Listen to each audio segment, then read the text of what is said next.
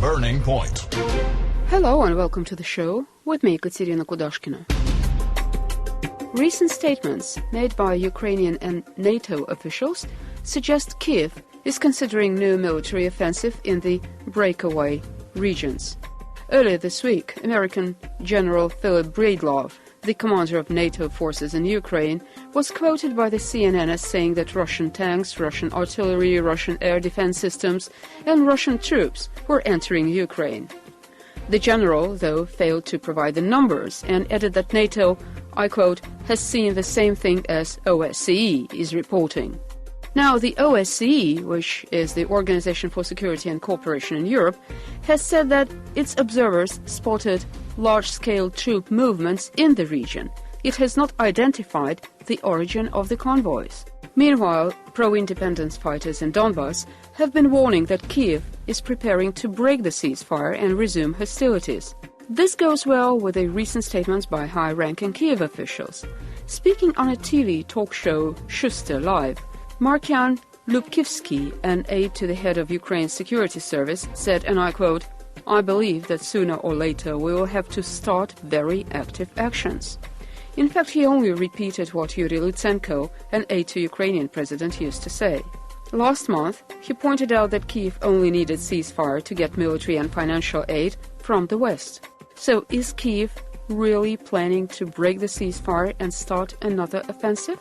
This is something we're discussing with our guest speaker, Vladimir Kozin, head of the group of advisors to the director of Russian Institute for Strategic Studies and professor of the Russian Academy of Military Sciences. So you are absolutely right. They are not only wishing to disrupt a peace process that has already started earlier last September in Minsk, but also would like to camouflage their own military build-up that is being conducted along the perimeter near the Russian border, near the Russian territory. Suffice it to say that only in Ukraine and NATO member states this year will conduct 8 military drills with the participation naturally of the Ukrainian armed forces. And altogether in 2014, the United States of America and its closest allies will conduct nearly 50 military exercises around Russia and aimed at Russia. Do you think we could also expand a little bit on the role of NATO in Ukraine now? Well, actually, it's a long story because soon after a peace accord, the first one, the Minsk Protocol has been signed September 5th.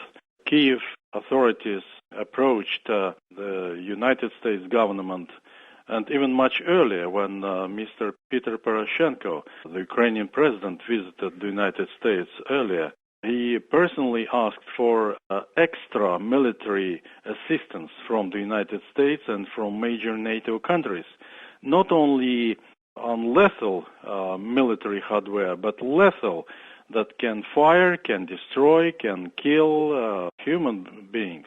And that time I have come across a top gun at the Pentagon who said that this option is being under consideration.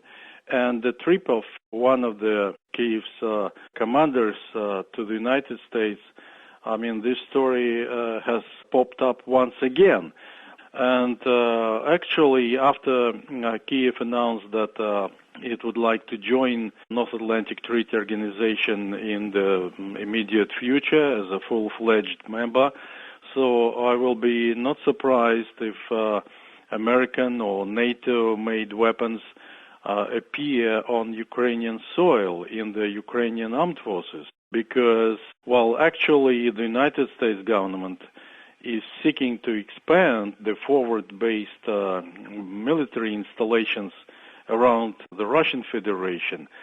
And, for example, Chuck Hagel, the Pentagon chief, while addressing the Association of the U.S. Army Symposium in the middle of October this year, confessed, said, admitted that the U.S. soldiers are deployed or forward stationed in nearly 150 locations scattered around the world. So not only on the doorstep of many countries, but in reality directly on their soil. And Ukraine is a lodestar in these military schemes stamped by Washington and the Pentagon. We're trying to get a better understanding whether Kiev is really planning to break the ceasefire anytime soon. Our guest speaker is Vladimir Kozin, head of the group of advisors to the director of Russian Institute for Strategic Studies. Burning Point. Dr. Kozin, do we have any information as to whether NATO instructors are present in Ukraine? Oh yes. Soon after the latest president of Ukraine, Viktor Yanukovych, was ousted from his position, new Kiev leaders rushed into the U.S. capital and asked for such assistance, human assistance, to get instructors, advisors, experts, specialists, whatnot. Not only in the SBU, as security service of Ukraine, but currently almost all Ukrainian ministries and departments are having U.S. and European instructors, advisors, etc., who are advising Kiev what to do and what not to do. And in many cases, their advices were utterly incorrect and futile and irrelevant. For example, to impose unilateral sanctions by Ukraine against the Russian Federation is laughable. The country, Ukraine, that is economically and financially and energetically very weak, is trying to impose sanctions against its neighbor, the big and the powerful Russia. Also, there were a lot of threats from Ukrainian leaders and authorities to punish Russia, to wage terrorist wars everywhere, including Moscow, to teach us a lesson, a military lesson, to use nuclear capabilities to punish us.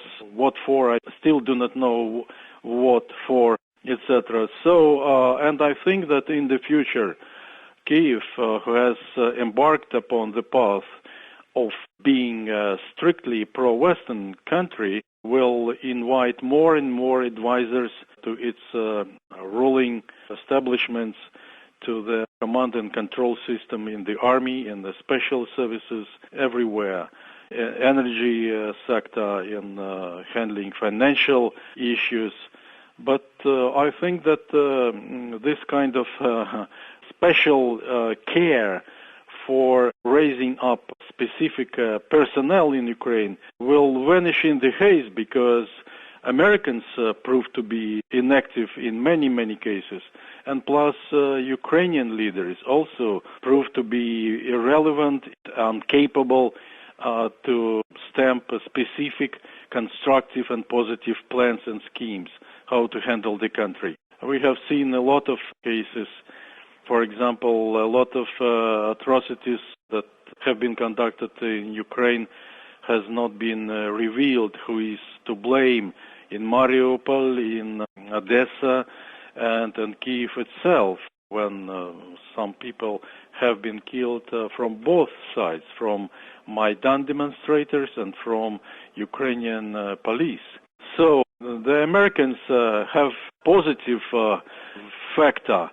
If one can find positive factors, they can predict the developments of the situation in many cases. But the negative factor is that they cannot predict for quite a long time, for a long-distance future scenarios. And that's why it happened in Ukraine. They masterminded the ousting of Viktor Yanukovych, the latest president, but they never predicted the Maidan riots and also this genocide and war crimes of Ukrainian leaders against its citizens, their citizens in Donbass, in Lugansk and Donetsk People's Republics. Sir, thank you so much. And just to remind you, our guest speaker was Vladimir Kozin, head of the group of advisors to the director of Russian Institute for Strategic Studies. Burning Point. And now we are joined by our next guest speaker, German political analyst Christoph R. Horstel. We have a history already with this, short-time government since the coup in February this year, that NATO sources are accusing Russia of this and that. They always lack any proof of their accusations, so this is normal. And unfortunately, also normal with NATO is that they generally accuse other countries what they are doing themselves. So what we have here is that NATO-backed Kiev is mounting an attack on the Eastern republics, People's Republics, self-proclaimed People's Republics, and are accusing Russia of, fueling the conflict. This is a very interesting affair and, of course, unacceptable. No problem. And we have, of course, also preparations to this Kiev attack on Donetsk, especially, but also on Lugansk, in the past months since the Kiev Accord. So this is a long-prepared attack, and it is now being prepared in the media by propaganda and false accusations. Do I get you right that perhaps the NATO strategists are trying to get Russia into some kind of war of attrition in those regions? Yeah, this seems to be the plan, and obviously we have so-called two-pronged attack, and that means we do attack, we as NATO and Kiev and NATO-backed Kiev, do attack the Donetsk and Lugansk region, and at the same time beef up our sanctions against Russia and accuse Russia of aggression and all kinds of, fingering of conflicts in the area, which exactly is the policy NATO is, in fact, conducting. So whatever Russia will do to, help the beleaguered population in Donetsk and Lugansk will be used against Russia later on. And if we return to the point of probability that the U.S. is training Kiev forces, we understand that we have proof, in fact, that the Nazi killer groups were, in fact, trained in Poland, part of them, before the coup in February. So it looks quite probable that these things continue. Could they backfire on Europe? Good question, but of course this is already in practice now. Any kinds of sanctions, any kinds of, hostile or adversary policies against our big neighbor Russia from the European side is counterproductive. We have a lot of damage by the hundreds of millions of euros to our economy. We are, in fact, threatened by recession. And all the sanctions now being in plan with Washington, from Washington side, and being imposed on Europe to, impose them on Russia. This is something which, of course, hurts our economy quite a lot. And this is why some German heads of businesses have recently traveled with a somewhat installed secrecy to Moscow. And the rumor was that they were trying to circumvent the sanction barriers. I don't know what is behind that, but one thing is very clear. Business all over Europe are very strongly opposed against any further sanctions against Russia. And we must say the sanctions already in power are bad enough. Mr. Horstel, thank you so much.